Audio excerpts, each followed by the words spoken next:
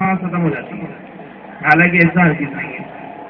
ادھر ادھر دیکھنے سے نماز ختم نہیں ہوتی. ہاں اگر گردن گھما کے دیکھ رہا ہے نماز جب بھی نہیں ختم ہوگی، لیکن مکروہ ہے.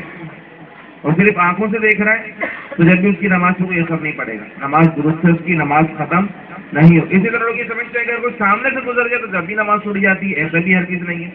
سامنے سے اگر کوئی گزر گیا تو جب بھی نماز نہیں ٹوٹے گی.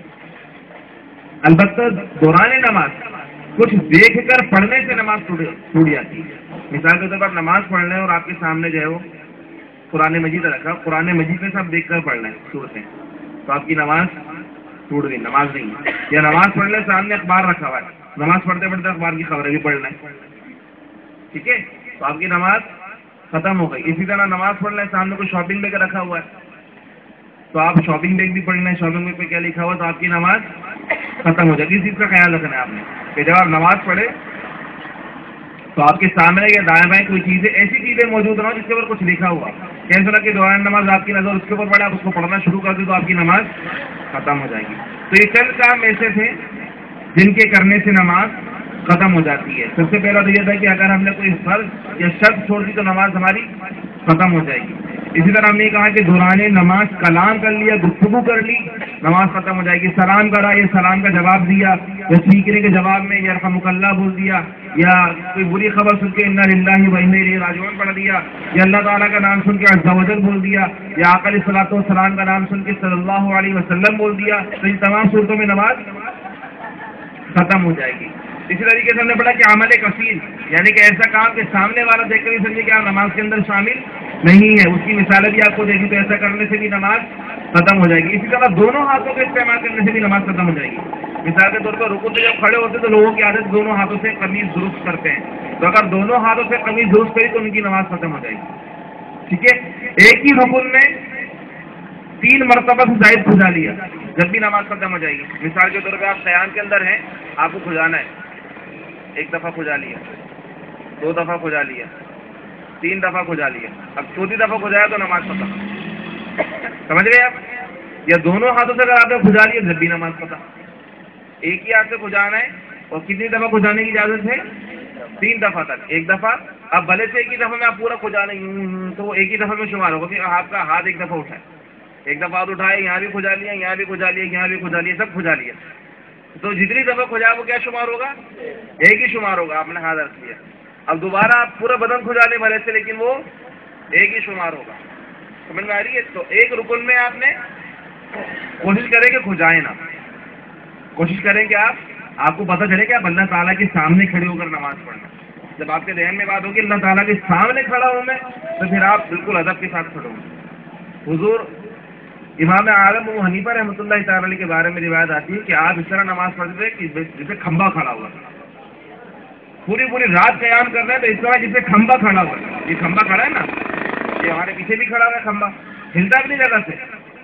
اس طرح آپ نماز پڑھا کرتے تھے، قیام ایسا کھمبے کی طرح، مزار ہے جو ذرا سا ہل جائے.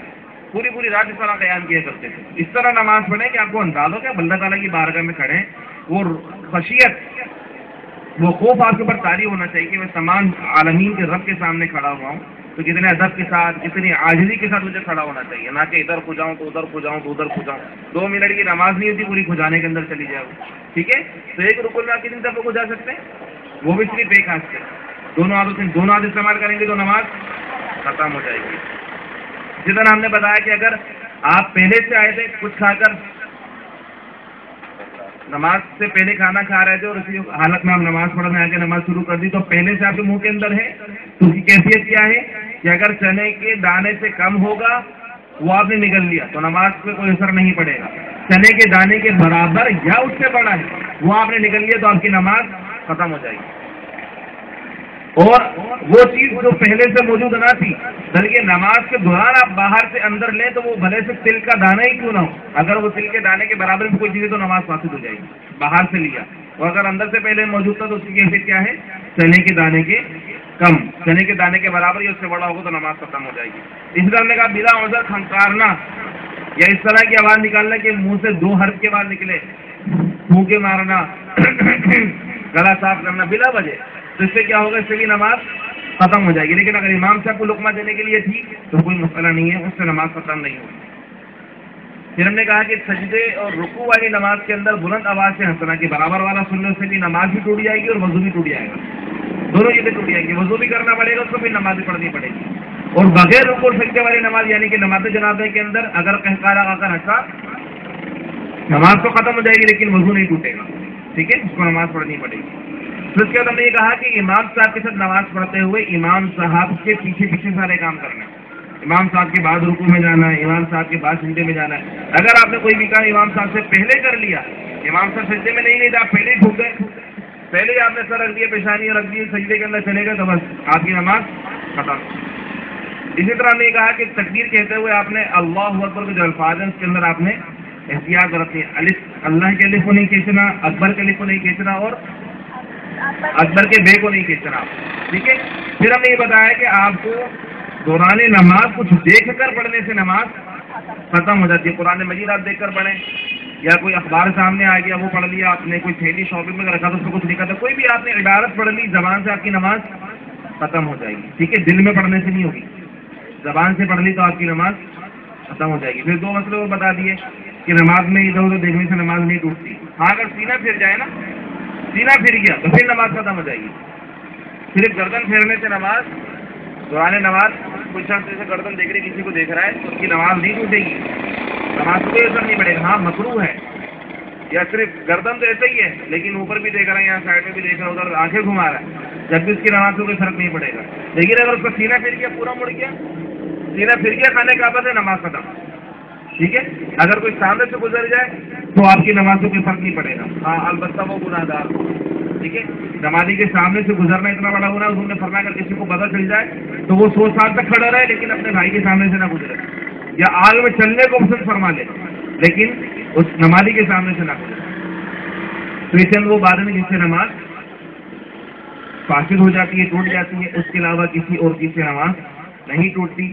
امید کرتا ہوں کہ چھوٹی چھوٹی باتیں جو ہیں وہ آپ کی سمجھ میں آ گئی ہوں گی. اگر اس کے متعلق کوئی مسئلہ پوچھنا چاہتا ہے تو وہ پوچھ لیں. جانے کا جو عمل بتایا ہے اس میں ٹائم ڈیوریشن ایک دفعہ میں کتنا ہے؟ ٹائم ڈیوریشن کچھ نہیں ہے اس کے اندر، بس گنتی ہے، ٹائم ڈیوریشن کچھ نہیں. ہاں ایک رکن ادا کرنے کا وقت آپ کو بتا دی کہ مثال کے طور پہ رکن ہے، قیام ایک رکوع ہے، ایک رکن ہے نا. اب آپ نے سورہ فاتحہ پڑھنی ہے اور سورہ اخلاص سے کوئی بھی سورت آپ نے پڑھ لی تو اس دوران آپ نے جو ہے وہ 3 دفعہ پہنچانے کی اجازت آپ کو ہے، ٹھیک ہے. اب ایسا نہ کہ وہ قیام تو شروع کیا تھا تو رکوع میں بھی کھجا رہا ہے اور سجدے میں بھی کھجا رہا ہے، ایک ہی دفعہ حاصل، ایسا ہرگز نہیں ہے. بلکہ ایک رکن میں تو وہ سورہ فاتحہ اور سورت پڑھنے کی جو ٹائمنگ ہے وہ آپ کا رکن شمار کیا جائے گا اس دوران.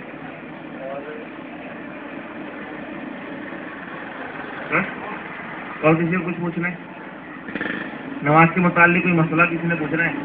آگے سے کہتے ہیں جب بندہ گزر رہا ہو تو اشارے سے روک دینا چاہیے. اگر بندہ آپ کے سامنے سے گزر رہا ہے آپ اس طرح اس کو ہاتھ کر دیں. نماز پڑھنے کے دوران نماز پڑھ لیں، آپ سامنے سے گزرے تو ایسے ہاتھ کر دیں. زبان سے تو بول نہیں سکتے، زبان سے بولیں گے تو نماز ختم ہو جائے گی آپ کی. یا آپ تلاوت بلند آواز سے کرنے لگے تو وہ کیا ہوگا، وہ سن لے گا کہ ہاں یہ نماز پڑھ رہا ہے. تو اگر بے دھیانی میں گزر رہا ہے، جان بوجھ کے گزر رہا تو پھر آپ اس کو روک ہی نہیں سکتے، ٹھیک ہے. ورنہ دیا جاتے نماز پڑھنے کے دوران میں اس طرح اشارہ کروں تو بول دے گا بھی یہ بندہ نماز پڑھ رہا مجھے سامنے سے نہیں گزر. اور عورتوں کے لیے حکم ہے کہ وہ تصدیق کریں، سینے میں ہاتھ باندھتی تو وہ اس طرح وہ ہتھیلی پہ مارے تاکہ وہ گزرنے والی سن لے کہ ہاں بھائی یہ نماز پڑھ لیں. اور کچھ بس صلاۃ و سلام پڑھتے ہیں، اس کے بعد دعا پھر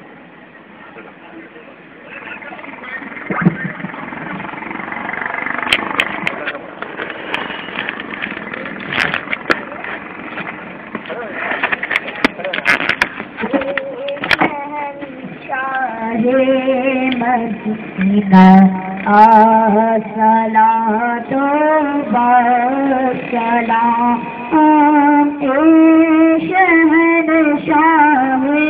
مدینہ صلاۃ و سلام زینت عرش محلا صلاۃ و سلام رب حبلی امتی کہتے ہوئے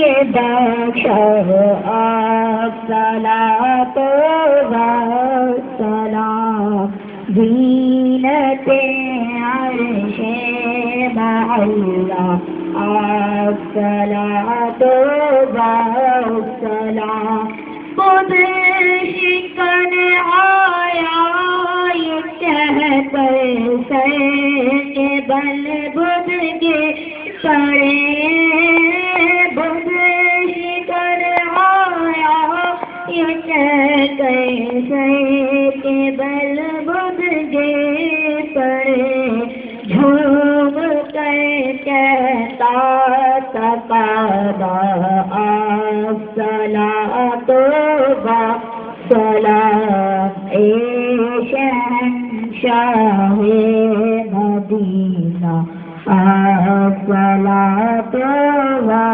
السلام جب فرشتے قبر میں جلوہ دکھائے آپ کا جب فرشتے قبر میں جلوہ دکھائے آپ کا خوب بات پیار آقا الصلاۃ و السلام زینت عرش محلا الصلاۃ و السلام میں وہ سنی ہوں جمیل قادری مرنے کے بعد میں وہ سنی ہوں